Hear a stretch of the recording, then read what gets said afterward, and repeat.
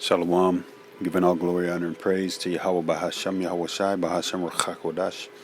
Double honors to the apostles and elders of Great Millstone who teach and rule well, taught me this truth. Shalom to the elect out there pushing this truth in all sincerity, with all diligence. It's your brother Tabaya Yakunah coming at you with a quick hit, and Lord willing, it's edifying. I want to go into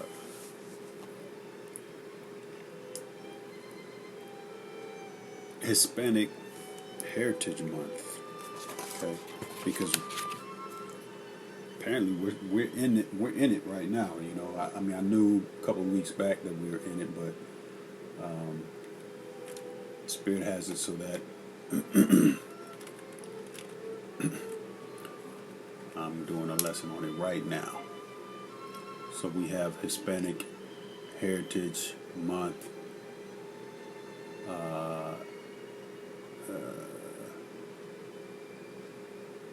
And it says it's from September 15th to October 15th. Is a National Hispanic American Heritage Month. The Library of Congress, National Archives and Records Administration, National Endowment for the Humanities, National Gallery of Art, National Park Service, Smithsonian Institution, and United States Holocaust Memorial Museum join in paying tribute to the generations of Hispanic Americans who have positively influenced and enriched our nation and society. So, I mean, that alone right there is kind of like.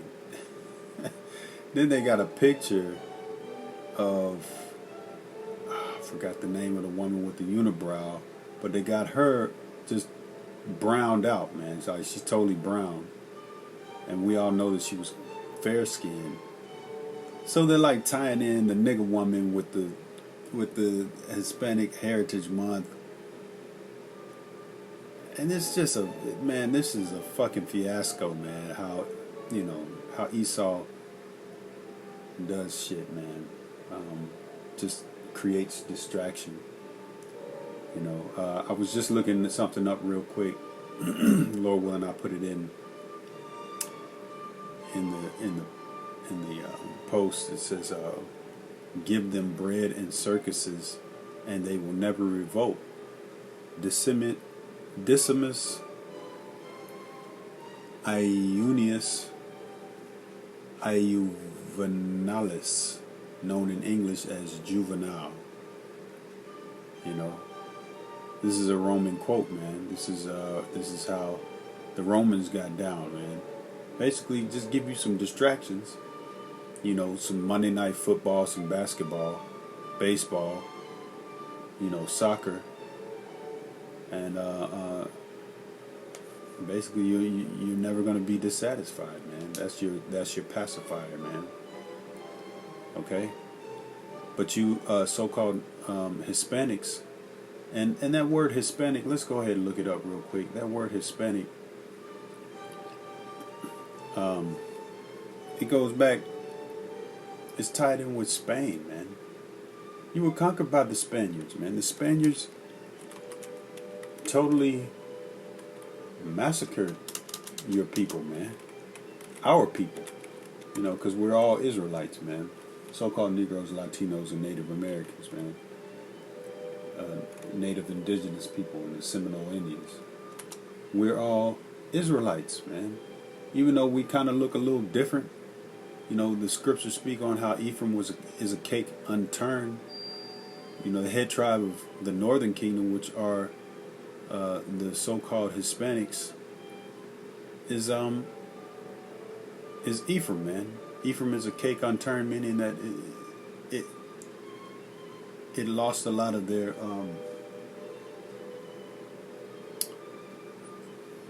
traditional, original Israelite look to mixing with other nations, man.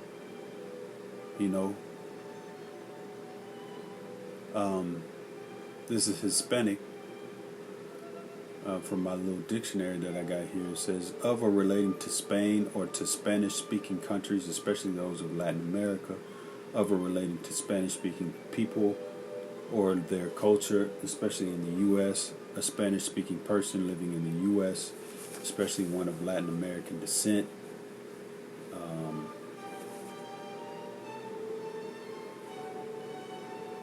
But the point is, Spain, man. The conquistadors came over, which goes to conquerors, man. Conquistador means a conqueror. They came over and conquered. They numbered your people. They numbered the northern kingdom to the sword, man. It says Cristobal Colon didn't put his sword down not once, man. And when we get on this northern kingdom, man, it's frustrating, bro. And there's a lot of brothers out there that are in the truth that bring this word out, bring this truth out, that are from the northern kingdom. But damn, how big the northern kingdom is, and how sparse it is as far as prophets. But that's it's all of the Lord's doing, man. Hey, the Lord's doing what he's doing. So going to 2nd Ezra 40, 2nd Ezra chapter 13 and verse 40. Those are the 10 tribes which were carried away prisoners out of their own land in the time of Hosea, which is Hosea. You can go to 2 Kings chapter 17 for that. Hosea the king, whom Salmanazar, the king of Assyria, led away captive. So it was under Assyrian captivity at the time. And it reads, and he carried them over the waters. No, when it says over the waters, it's referring to the Euphrates. Okay. So got into the Euphrates. Let me see if I can't get my bearings on that real quick. Okay.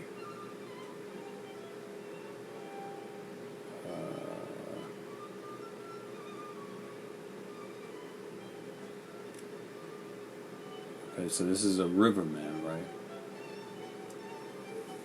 Got into the Euphrates, right? And traveled that on down. And he carried them over the waters, that's the Euphrates, and so came they into another land. But they took this counsel among themselves that they would leave the multitude of the heathen and go forth into a further country where never mankind dwelt. So the Lord was with them, and they through the Spirit took the counsel to go ahead and travel to another country where never mankind dwelt. Verse 42, 2nd Ezra 13:42, that they might there keep their statutes, which they never kept in their own land. So they was trying to escape so they can keep the law, basically, so that they can keep be of the circumcision. Verse 43, and they entered into Euphrates by the narrow places of the river. And so that's talking about they entered into the Persian Gulf. Okay, so you can see how the Euphrates empties into the Persian Gulf, and then from there they travel all the way around. We'll read 2nd Ezra 13:44. For the Most High then showed signs for them, and held still the flood till they were passed over. So the Lord was guiding them. Verse 45. For through that country there was a great way to go, namely of a year and a half. So it's going to take a year and a half to get to their destination of where never mankind dwelt. And it reads, and the same region is called Arsarith. Okay. So when you go into Arsarith, you can go to Deuteronomy chapter 29 and verse 28, and it reads, bear with me one second. reads, and the Lord rooted them out of their land in anger and in wrath and in great indignation, and cast them into another land, as it is this day. And when you look at the word another land, it's another, which is achar. It's H312, achar, meaning next, other, following, next, strange. Okay? And then land is H776. Ara, H.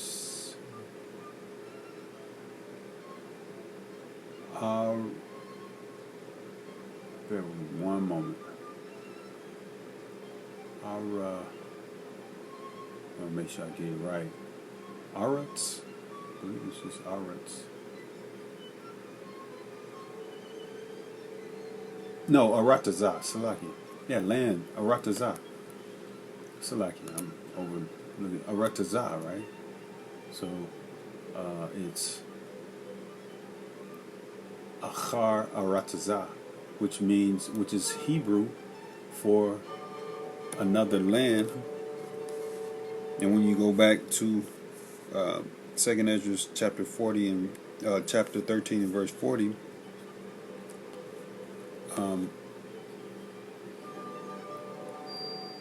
it's speaking of another land, Arsareth.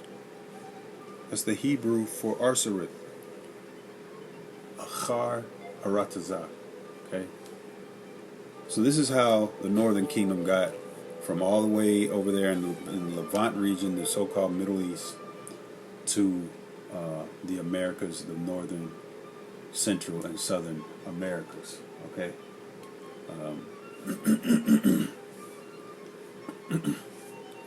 And they're big, man. It's a big kingdom, man. So you're not Spaniards. The Spaniards kicked your asses and put you in slavery, and raped, robbed, and murdered your tribe, just like the English raped, robbed, and murdered the Southern Kingdom, so-called Negroes. Starting with that transatlantic slave trade. And so, Judah and Ephraim were oppressed together, man. We share the same, as the scriptures say, we share the same affliction, man. We are afflicted together, man. And eventually, we're all going to join together and which is what the so-called white man, this Edomite, doesn't want us to understand. He doesn't want us to understand that we're related, man. We're the same people, just different tribes. Because that's a scary thing to the devil. Hey, so Lord willing, this was edifying. Once again, I want to give all glory, honor, and praise Yahweh Shem Yahushai, Bahasham HaKodash, double honors to the apostles, elders, great millstone, teach you well, and shalom to the elect. Hey, to hell with National Hispanic Heritage Month, man. They gave you a month just like they gave niggas a month, all right? And look at us, man. We've had that month for years, man. Ain't nothing changed, bro. Still killing each other in the streets, still in the ghettos, still in the penitentiary, the modern day slavery. Hey, the American dream is an American nightmare. Hey, so hey, shalom, abad babal.